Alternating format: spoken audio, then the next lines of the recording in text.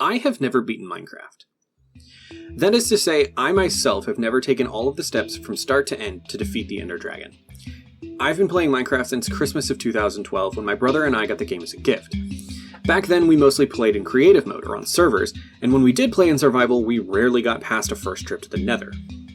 Like many others, I also had a falling out with Minecraft in around 2015, and I didn't actually get back into playing it until 2020 when my brother ended up buying it for his Switch. I've been playing pretty consistently since then, mostly on realms with him and some of his friends. In those realms, I spend most of my time building and making farms. I don't really care much for beating the game.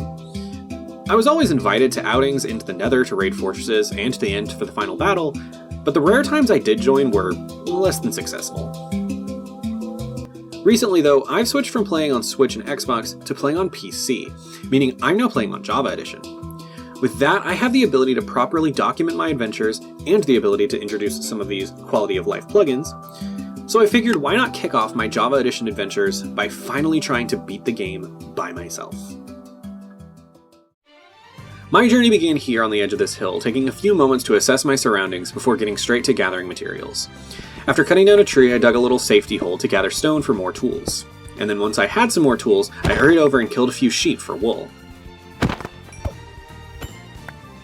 I also made sure to get some red dye for my bed, then I picked out an area near spawn to make myself a little hobbit hole.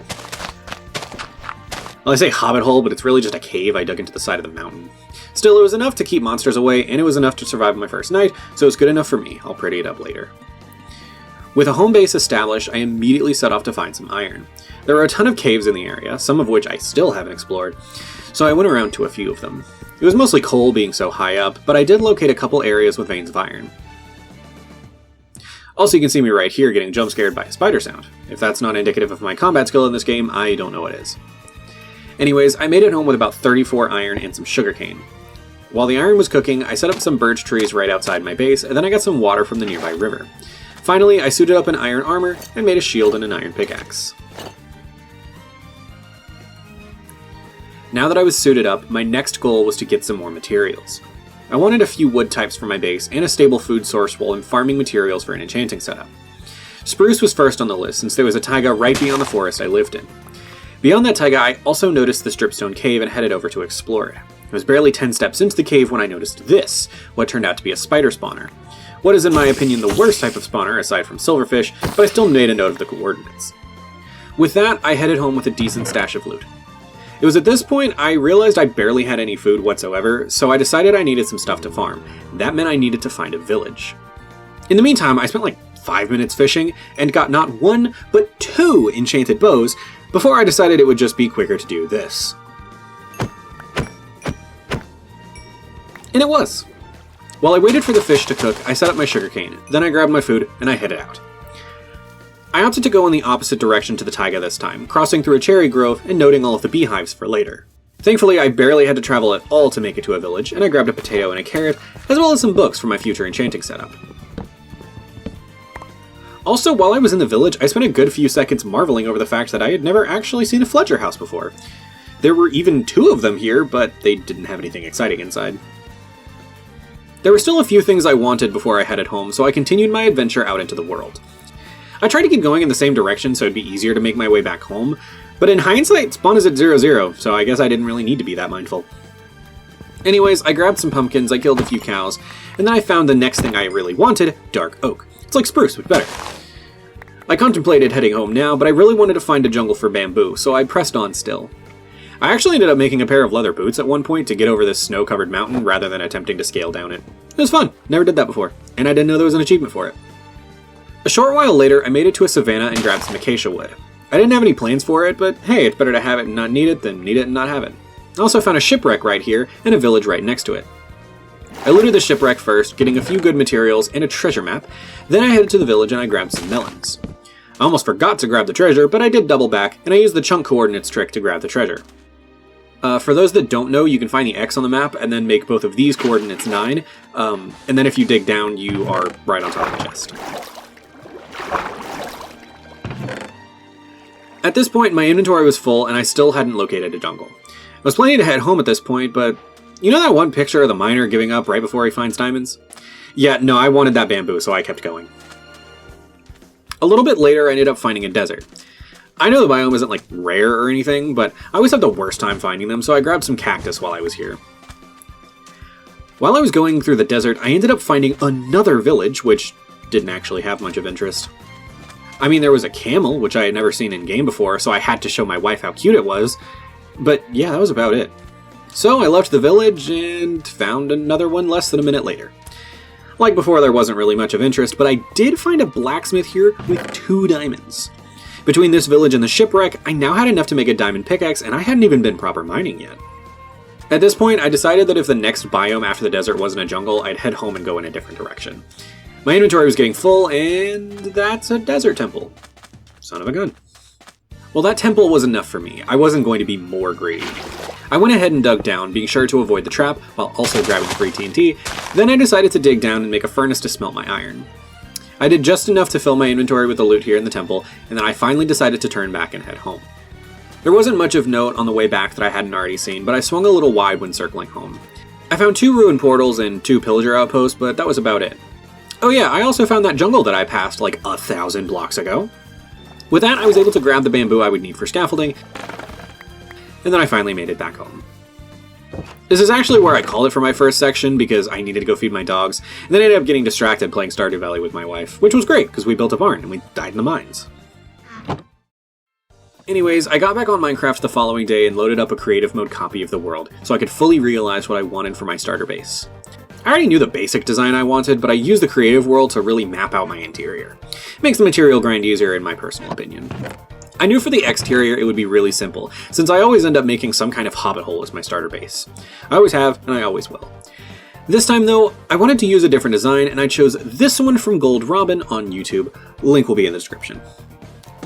Once I had the design down, I spent about half an hour just farming wood and getting some cows set up. Most of the session was actually just me wasting time while breeding cows, as I had all the materials for the base within like 15 minutes. It was just a starter base after all. For some reason, I chose to head to the cherry grove nearby not once but twice. First to grind some dirt, here's me doing that, and then to fill my inventory with flowers to compost. I was literally just wasting like 20 minutes while I was breeding my cows. Anyways, once I had finally got everything situated, I went to work on the base. Firstly, I dug out a 16 by 18 cave that the base would be built in. Originally, I had planned to have this done in a time-lapse format, but as you'll see shortly, I really scuffed the replay. Anyways, after the hole was dug out, I built the exterior almost identical to the design, only mirrored with different materials. Then, on the inside, you'll see me throwing up walls and struggling with my mental math. In my defense, my wife was working right next to me, and I was only half focused on building at this point. I actually debated on tearing it all down and completely redoing it so I could get a good replay, but at this point I still thought I could salvage it with some quick cuts here and there. I decided right here to switch from doing the walls to doing some of the interior decorating. I threw up some barrels for storage and some support pillars with hidden lining inside. I also mirrored the exterior window design on the inside, just with spruce to match the pillars. Next, we've got the little kitchen set up with some furnaces and storage for food and fuel. You can also tell that this right here is where I realized I did my math wrong, and I put the walls in the wrong spot, so I quickly fixed that. On the other side of the entrance room, I put a few chests with more hidden lighting in the ceiling. Next up, I moved on to the enchanting setup, fixing the walls in here, and then finally digging out an area for my bed. The bed design here was kind of improvised, and honestly, it's probably gonna change, but I was just kind of struggling at this point because I kept having to grab materials for my chests outside, and I was just getting frazzled. I finished up this clip with some extra shelving around the enchanting setup, then I threw up a quick ceiling with spruce slabs. Finally, I rushed to tear out and replace the floor with stone brick slabs. Feeling a little frustrated with how I struggled at the project, I took a short break before getting to work on the exterior again. I cleaned up the miscellaneous farms I had growing, and then I tidied up the front of the base with a little bit of terraforming, if you could really call it that. It was actually just covering up the holes that I made in the ground from my walls. Then I fixed up the front entrance and I made a little path. Finally, right here you can see me desperately trying to get a beehive, but I never ended up getting one. With the exterior of the base completed, I had one more thing on my mind that I needed, an enchanting table. I already had the space designated for it, so I was ready to get it built. There was only one problem. I only had 3 diamonds. That was enough for a pickaxe, but I wouldn't have any left for the table, and I couldn't make the table first since I needed obsidian. It gave me only one option. I had to start mining. So I gathered some tools and I headed out. Since I had already explored a large portion of the caves here, and I knew they didn't go much deeper than the low 40s, I decided to make myself a little strip mine. I have a very particular way of making them, at least at the start, since I like my things to be pretty as well as functional. So for the first 20 or so blocks down, I made the stairway 3 blocks wide and 5 blocks tall. But after turning, I switched to a 1x4 staircase, just tall enough so that I wouldn't bump my head on the way down. My intention was to go down to around level -60 and start there, but I only made it to around here before I dug into a proper cave. I used some gravel to make myself a pillar that I could jump down to and assess the area, then I used the waterfall to get all the way down. Now, like I said earlier, I don't consider myself to be very good at combat in this game, at least not when my only gear is iron. But I was handling myself fairly well down here, which was a real confidence booster. That is until I got over this way to fight the skeleton. I saw a creeper on the opposite side and I wanted to go around to fight the skeleton, but I realized a little too late that using the shield doesn't make you crouch in Java like it does in Bedrock. I ended up taking 4 hearts of falling damage, and then the creeper wasted no time in following after to finish me off. This was my first death of what will no doubt be many in this series. I'm definitely not crazy enough to play hardcore, that's for sure. Anyways, I grabbed another sword and shield, then hurried back down to where I died. Thankfully, I did have the Graves data pack installed, so my stuff wouldn't despawn at least. Unfortunately, though, I didn't know you needed to have an empty hand to grab your things, so yeah, I died again. This time I didn't waste any time making new gear, as I figured I'd just run down there and grab it immediately. Thankfully, this attempt was actually successful, so I grabbed both gravestones and I blocked myself into a wall to resort my inventory. Determined to make this mining trip a success, I pressed on exploring the caves. Originally, I had intended to continue in the same direction since I could see the cave went deeper, but I saw a deep dark biome and immediately turned around. I did not feel like dealing with that. In the opposite direction, I found this large open area and jumped down, only to be greeted by 2 creepers and 3 skeletons.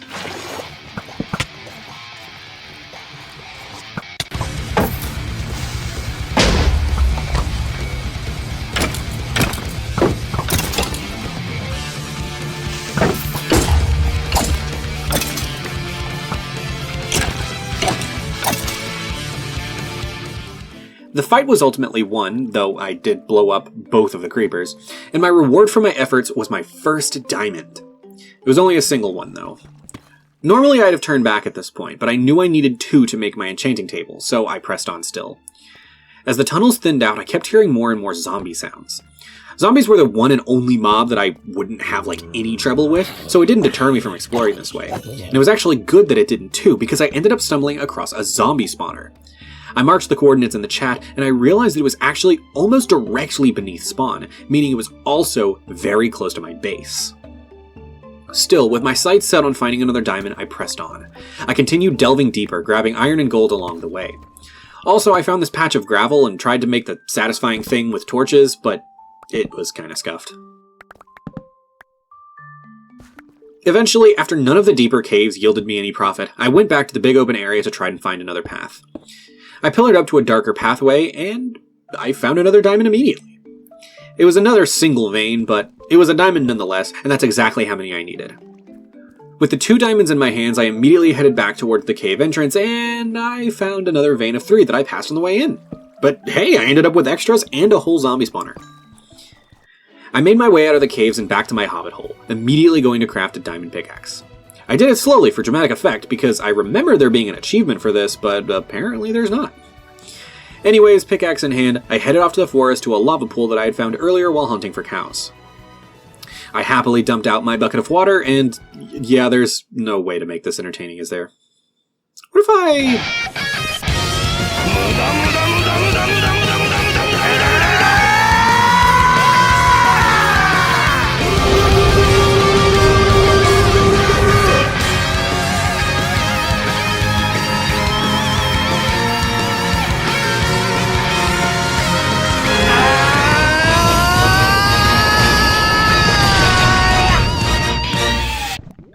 And there we go. I actually realized on the way home that I grabbed an extra obsidian, but I'm sure I'll find a use for it eventually. I made my way home with the obsidian in tow and finally made the last interior piece for the house, the enchanting table.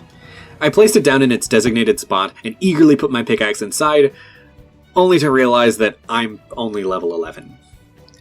I still needed another 19 levels before I could enchant my pickaxe, and probably a few extras if I was going to get the enchantments I wanted. Gosh, if only I had the super convenient way to grind levels that was like 100 blocks from my base, and yeah, you get where I'm going with this.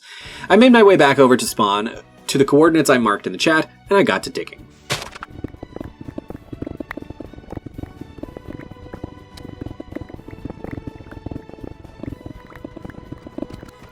Then my pickaxe broke, like 5 blocks above the spawner. So I went back home, I grabbed some extra picks and a few materials, and then I went back to the spawner. Honestly, I could very easily narrate myself building this whole thing and explaining the processes and all that, but it's self-explanatory, so here's a time-lapse instead.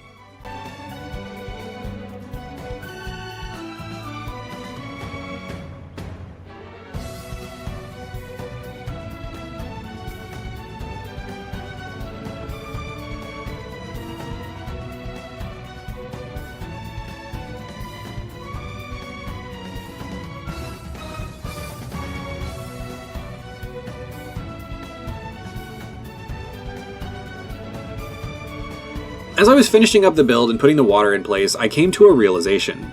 If I was going to complete this XP farm, I needed to force the zombies upwards. In order to do that, I would need a bubble vader. And to make a bubble vader, I needed soul sand. That meant I no longer had any choice in the matter. I had to go to the nether. I could feel a bubble of anxiety hit my chest as soon as the realization set in. Normally at this point, I would have asked my brother or Sunny to come with me, but this time I was all alone. I would have to face the dangers of Minecraft's Realm of Fire all by myself. I headed back up to my base, deciding that I needed to take a moment to get prepared.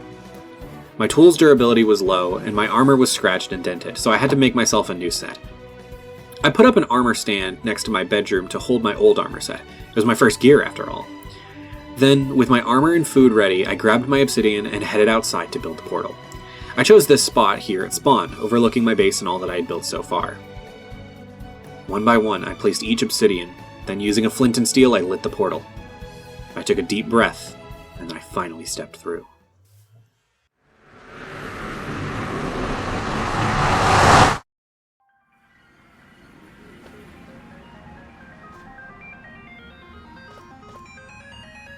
I emerged from the portal into a strange fungal forest, greeted immediately by dozens of towering cyan mushrooms.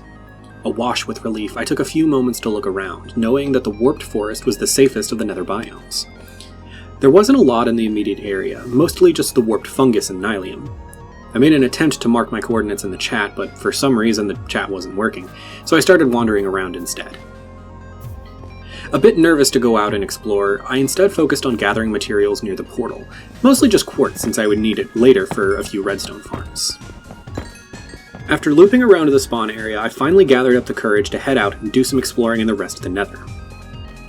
I knew I was only looking for soul sand, so I wasn't planning to go to a fortress yet or anything. What was the worst that could happen? I didn't get very far before I started hearing skeleton sounds, which was a bit off-putting since skeletons only spawn in soul sand valleys. I figured that meant I was close, so I decided to turn on subtitles to see which direction the sounds had come from.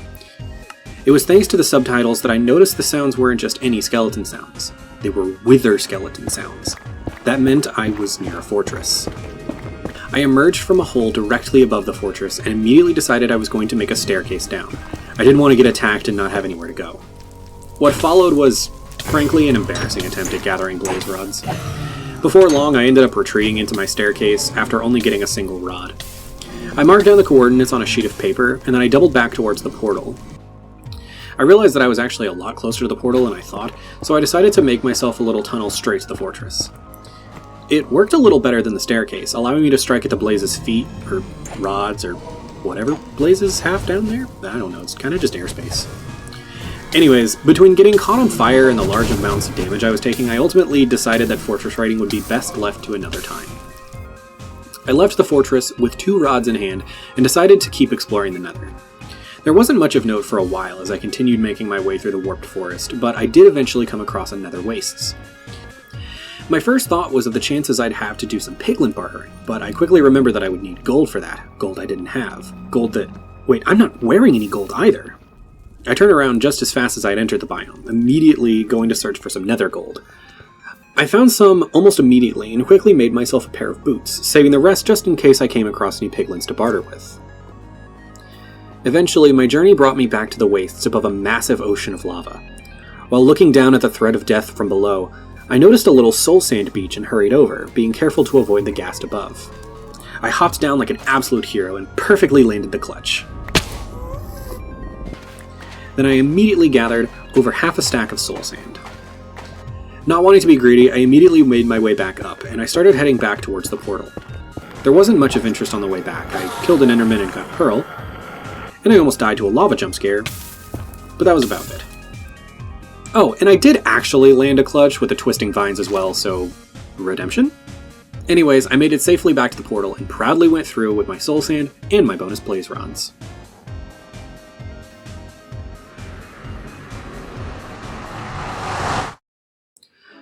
Once I got back home, I cleared my inventory and resorted my chests. I knew there was one more material that I needed before I could finish my spawner build, and it was actually one that I'd completely forgotten about before. Technically, it wasn't actually necessary for the build, but it would make it a million times easier. You see, in order to make a bubble vader for the zombies, the entire elevator needs to be water source blocks. I couldn't just put water at the top and let it flow down. That meant I either had to fill and dump water buckets over and over and over again to fill up the entire tube, or I could just use some kelp instead. I'm not really sure why it works that way, but kelp converts any water it touches into a source block, so it was definitely the easier option. I knew for certain that there was an ocean not far out of the way, so I decided I would take a little boaty jaunt out to get some. Little did I know this trip would lead me to a horrible crime scene. Yes, while I rowed my boat, I made the mistake of turning my eyes into the woods and I witnessed a murder.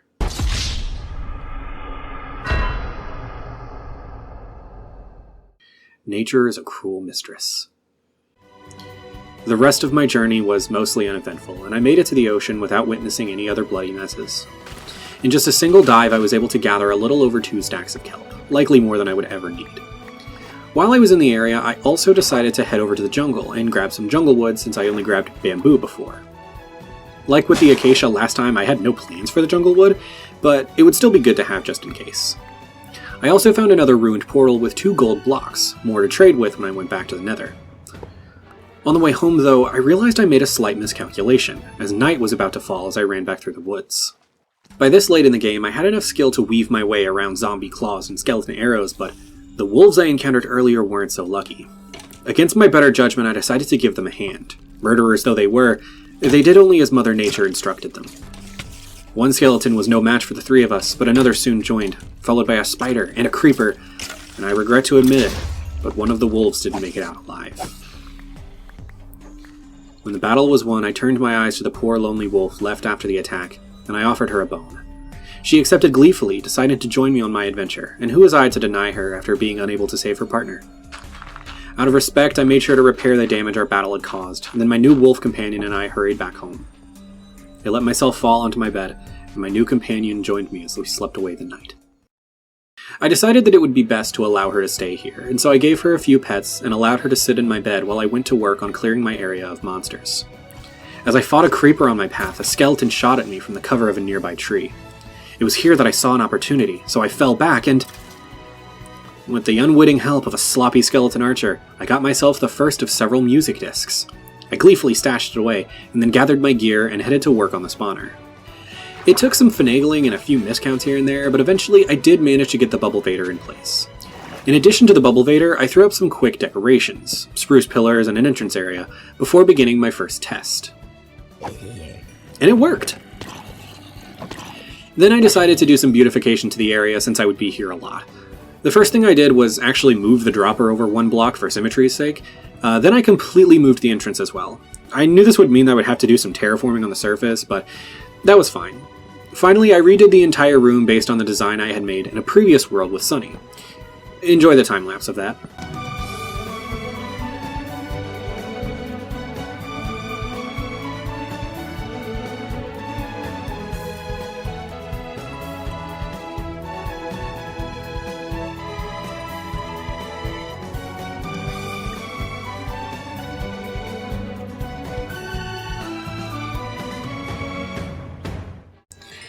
After finishing up the room, I was just a few points of XP away from hitting level 30. Exhausted from the project, I ended up returning home rather than grinding, because, trust me, a lot of these sessions were dedicated to grinding. And I hit level 30 while I was smelting stone for what would be the grinder's entrance. Filled with excitement, I completely forgot what I was doing and ran to my enchanting room. I was a little nervous to enchant my pickaxe, seeing as the base enchantment was only efficiency 4 and not something like a fortune, but I lucked out and I got a super pick on my first roll. I was very eager to use my new pickaxe, but I had a few things in mind I wanted to do before I started strip mining. First and foremost, I headed over to the entrance of the mob grinder and built a little cave entrance around it. A little stone room with some spruce logs as support. Then I built up a hill around it to make it look less out of place. Next up, I made a little path out of the cave and decided to connect it up with the path to my base. This kind of led me down a rabbit hole of terraforming, and I ended up completely flattening the entire hill between my base and the grinder, and I even accidentally found my first safety hole from day one. I decided to put trapdoors over it and highlight it with some flowers since it was where I got my first set of tools. As I was making the path, I couldn't help but notice my cows penned up at the hobbit hole. As I kept breeding them, the space just kept getting more and more cramped. It wasn't originally intended to be permanent since I only needed cows to get the enchanter going, and now they were all stuffed in there together and getting no attention. I decided that needed to be amended, so I began planning out an area to build them a barn. Since I had leveled the whole area, I figured I could put it to good use with a barn, so I started gathering oak wood immediately. In between gathering the wood, I swapped over to my creative copy of the world, and I started designing a barn. I didn't need it to be much, just a place for 2 pens, one for cows and one for sheep, and maybe a little bit for some storage. Ultimately, this was the design that I came up with, and I realized after the fact that it was incredibly similar to this one by Smithers Boss. I hadn't intended to copy him, but his video will be linked regardless because, honestly, I think it looks better than mine anyways. Anyways, once I was done building the barn, I switched back over to the main world and continued gathering all the necessary materials. I'm sure it was pretty obvious by now how many times I've said it, but being terrible at math, I somehow managed to double the amount of materials I actually needed. I say somehow like I didn't know how I did it. In reality, I just counted the logs I would need and not how many planks I could convert them into. But it's better to have too much than not enough anyways, right? One thing I will note is that while I was right next to a massive forest and easily could have flattened it to get the materials I needed, I didn't want to destroy the landscape right next to my base, so I was gathering all of the wood from saplings that I had gathered up to this point. Had I gone through the forest, this probably would have taken minutes at most, but there's something more gratifying about grinding out stuff yourself, you know? So in order to pass the time to let the trees grow, I took a few opportunities to wander around. I gathered some coal from the nearby caves using my new pickaxe, which felt great. I always love the feeling of getting my first enchantments in a world. I also prettied up the entrance to my strip mine since I knew I'd be using it again pretty soon. And eventually I ended up using bone meal to fast track my wood supply, even composting the extra saplings I got from the trees. In total, the grind took about an hour and a half, which is far from my longest material grind, but still the longest one in this series so far. It actually makes me excited for the bigger builds that we're going to do in the future. Anyways, with the material grind over, I finally began building the barn.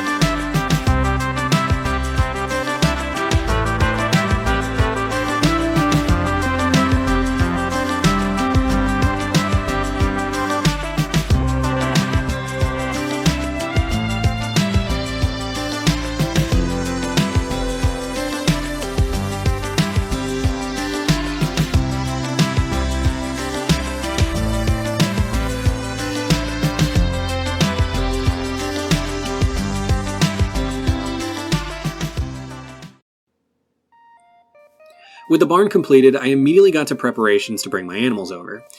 With the pen so cramped, I knew I had to thin the herd a bit before transporting them over, so let's just say I turned a few cows into little doves to watch over the new generation.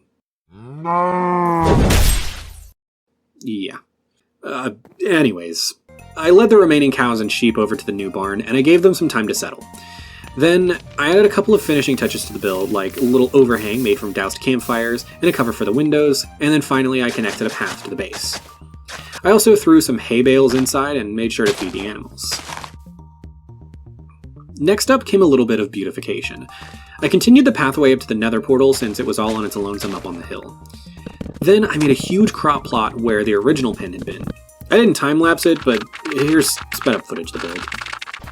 The west side would grow potatoes, and the east side would grow carrots. I also moved the wheat closer to the animals since I wouldn't be eating it. Then I cleaned up the podzol and I added one more pathway to the strip mine. I finished the little decorating spree by planting a few trees and making sure the grass grew up in areas that I wasn't planning to build in. This is actually where I call it for this section, but I was very eager to get back on. My next objective was getting more diamonds after all. The next day, I was very excited to get back on, but before I did, I wanted to check on the previous video first. When I did, guys, I cannot even begin to describe the amount of joy I was filled with. Now, I've been making videos on and off for more than a decade now, but never have any of my videos done this well in just 2 days. My comments were flooded with so much kindness and love that even now I'm still receiving so much support on that video. I needed to take this time to thank each and every person that watched the video and that left a kind comment for me. I won't ask for you to subscribe or anything like that, but I really appreciate you guys for watching and for all of the kindness that you guys have shown. Oh, and don't worry, Mom, I still haven't killed any pigs. Reinvigorated by the support, I hurried back to keep playing. Like I said before, my next goal was simply to get kitted out. If I was going to tackle the rest of the game, I wanted better armor. Plus, having a sword that increases loot would also be nice. So I packed a few pickaxes, torches, and a shield, and I made my way back to the strip mine. This time, I figured I'd just dig down, no fancy spiral or anything like that, just a straight staircase down to negative 58. Being that it's just strip mining, there wasn't a whole lot to commentate over, so here's a compilation of everything I got while I was mining.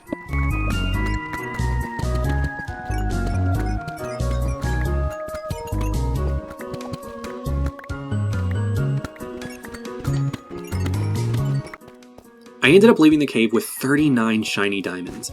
I know they've been altering diamond spawn rates in the recent updates, but even so, I was happy with the results.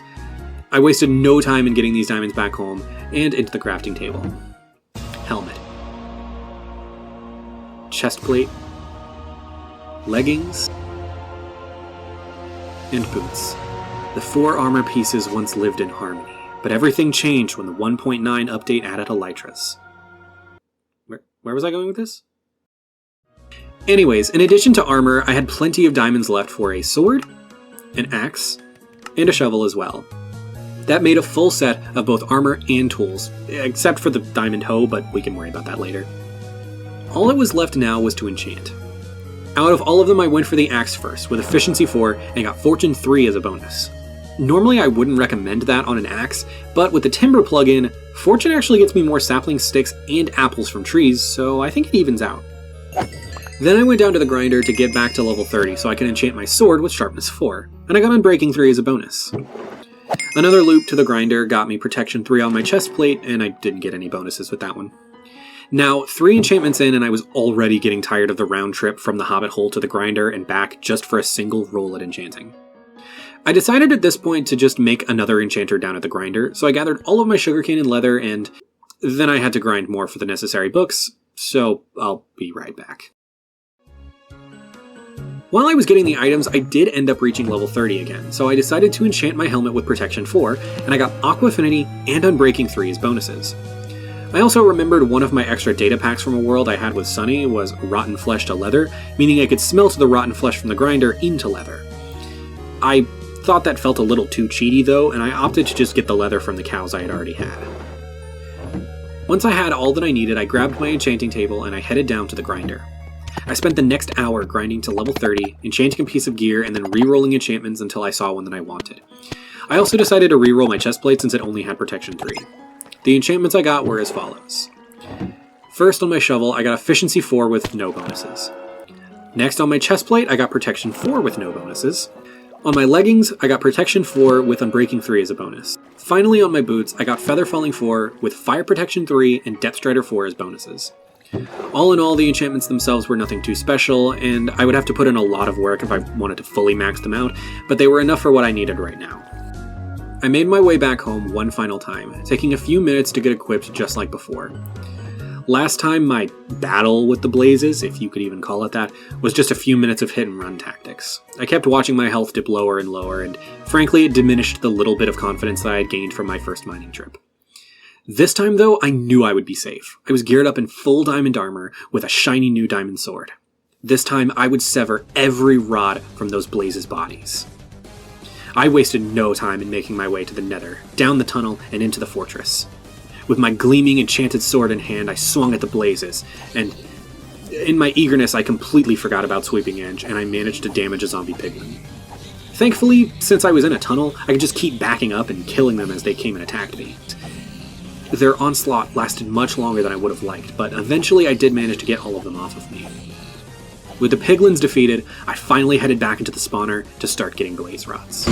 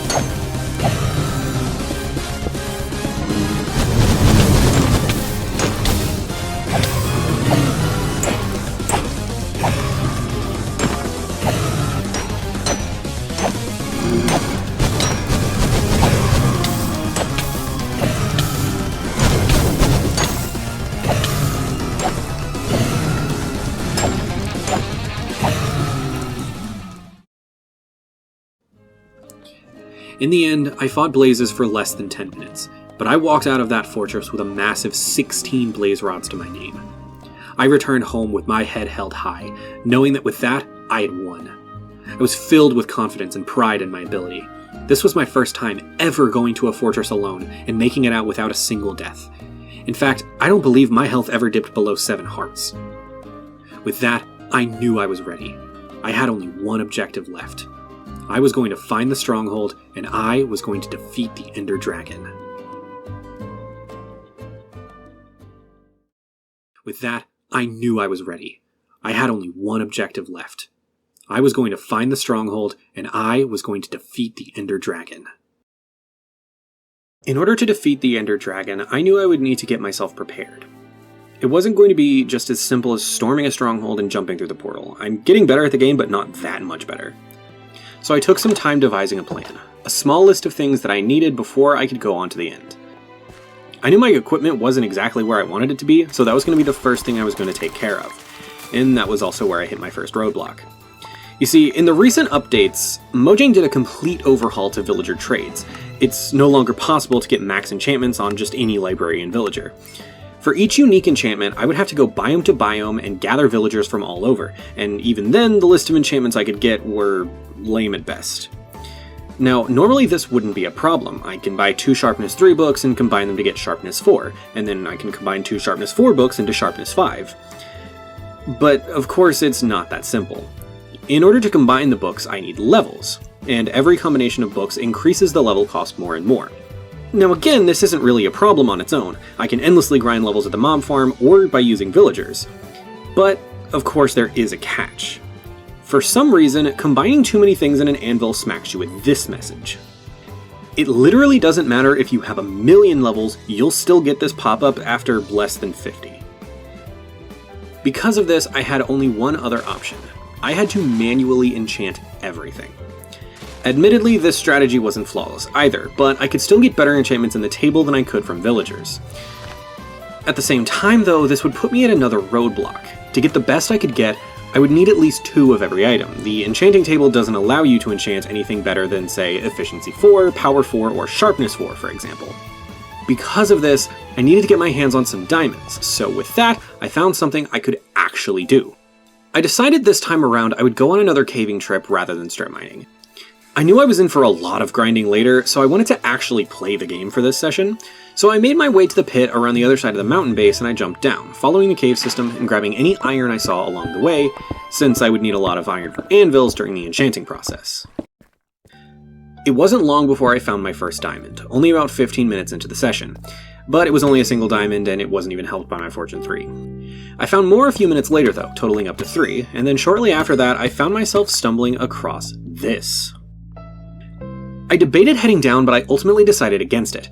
Frankly, the risk of accidentally summoning a warden far outweighed the chance for decent loot, at least for right now, though this did unfortunately mean passing up 2 diamonds. My next find was a small mineshaft, but it was disappointingly empty, not even a cave spider spawner, though I suppose I should be thankful for that. A short time later, I managed to loop back around to the ancient city. This time it was from the opposite direction, and while I had no intention to loot it, I was able to get to the diamonds that I had seen earlier. Eventually, my adventure brought me out to this massive cave that was absolutely crawling with monsters. There were 2 diamond ores down at the bottom, and ultimately I chose to begin what ended up being a nearly 10-minute battle to get down to them.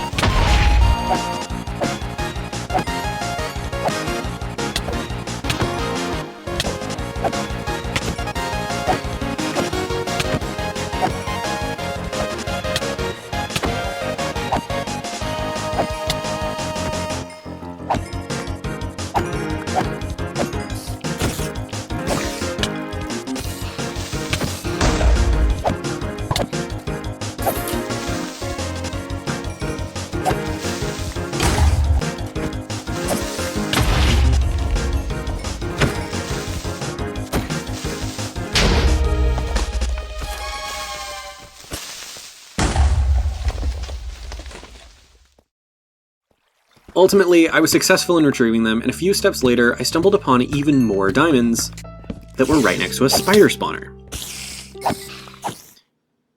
With my inventory full to bursting, I made my way out of the cave with 33 diamonds and more than 9 stacks of raw iron.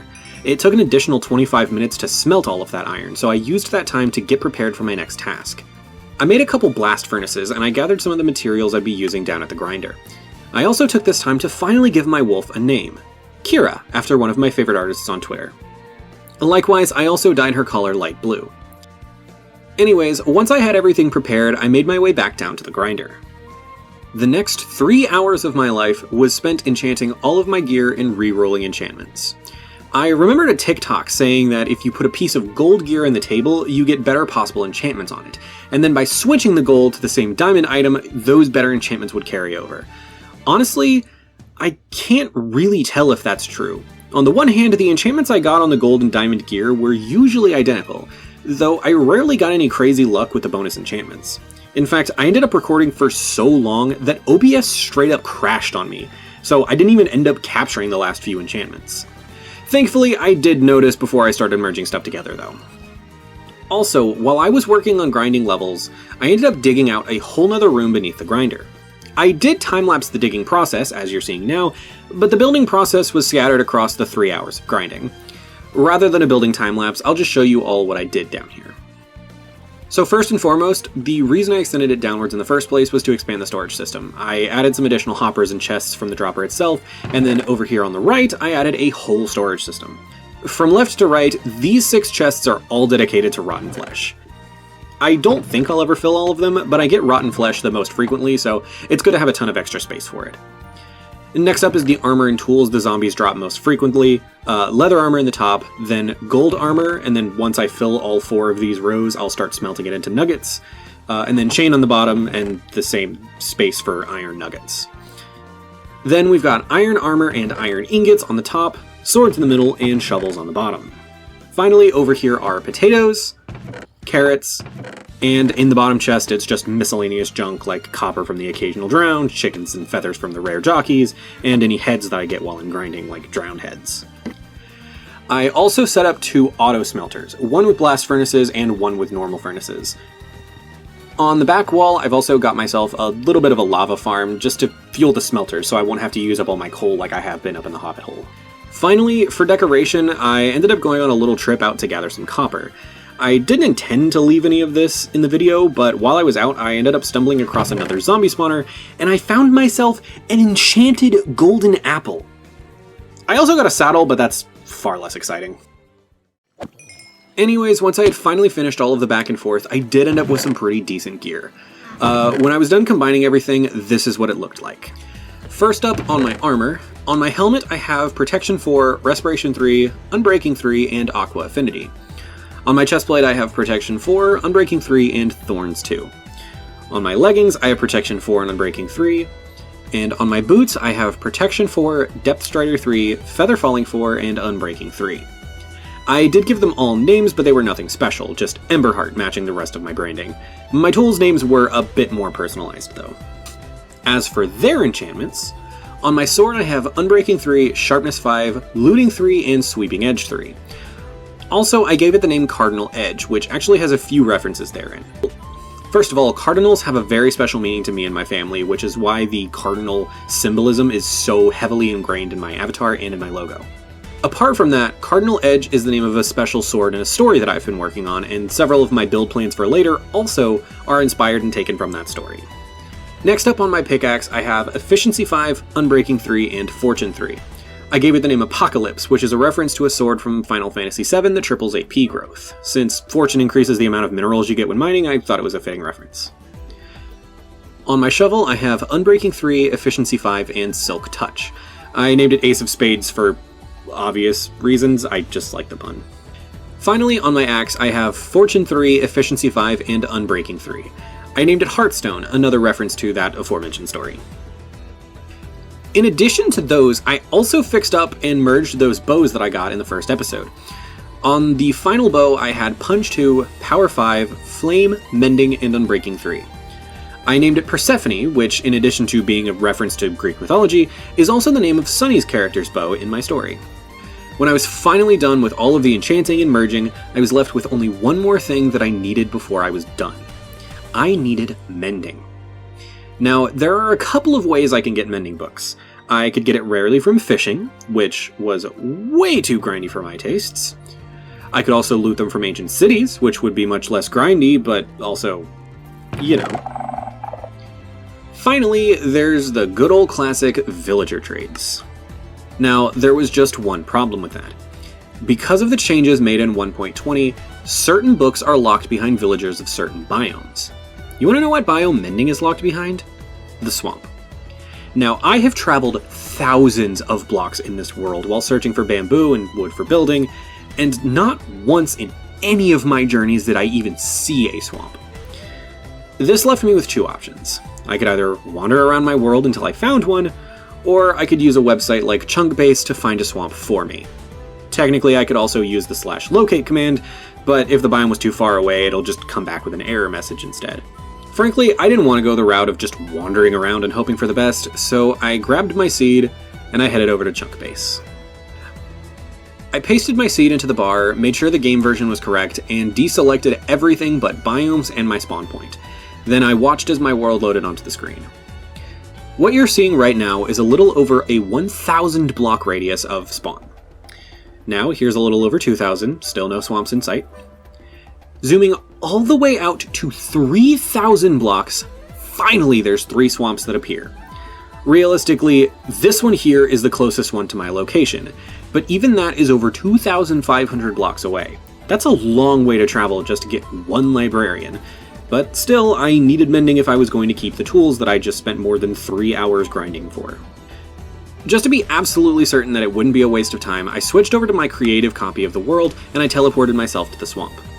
I spawned in a villager and I popped down a lectern and I checked his trades, and I got Quick Charge 3. I re-rolled a few times and I didn't end up getting any of the exclusive trades.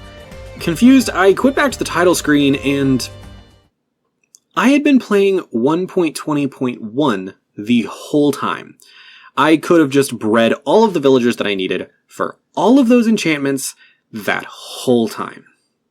So I feel like I should explain a bit here. I mentioned in my first episode that I've been playing on Bedrock for the better of 4 years now, and in Bedrock the game updates automatically and it makes you play on the most recent version. On Java, I believe it does the same thing as long as you're playing on vanilla, but I have Optifine installed, so my version is modded.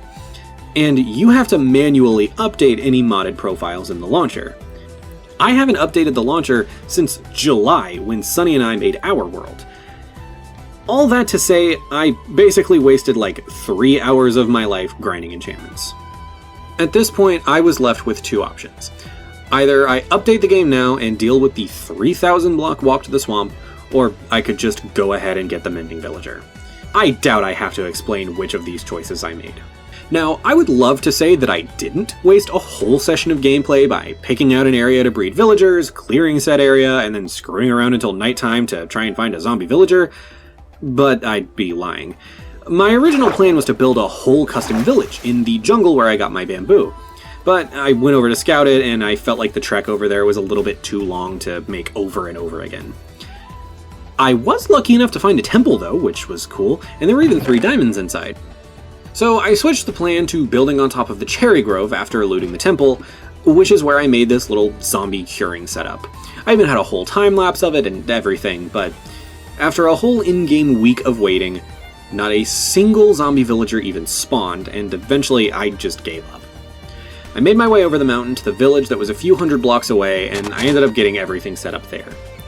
Once I made it there, it took less than 20 minutes to get the villagers ready for trading. I got a few Fletchers set up, I traded for emeralds, and then I got my mending books in the time span of like 45 minutes. I left with 12 books. 8 for the gear I currently had, and then 4 extras for a Silk Touch pickaxe, a diamond hoe, a trident, and an elytra later on. Then I headed to the grinder and I put all of them together using the levels I had gained from grinding emeralds. With my armor and tools fully put together, I had only a small checklist of things that I needed to do now.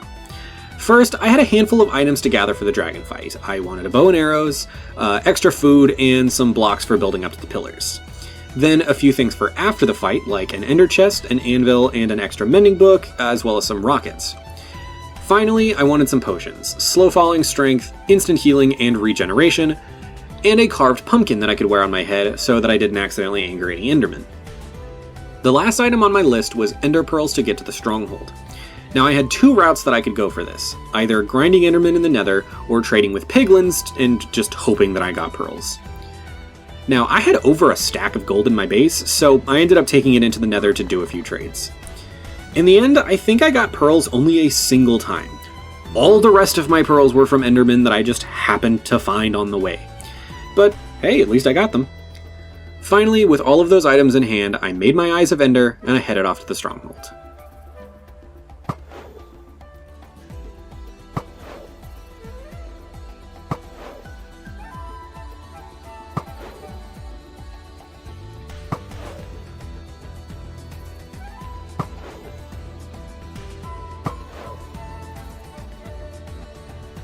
When the eyes told me I was above the stronghold, I dug my way down and I dropped in.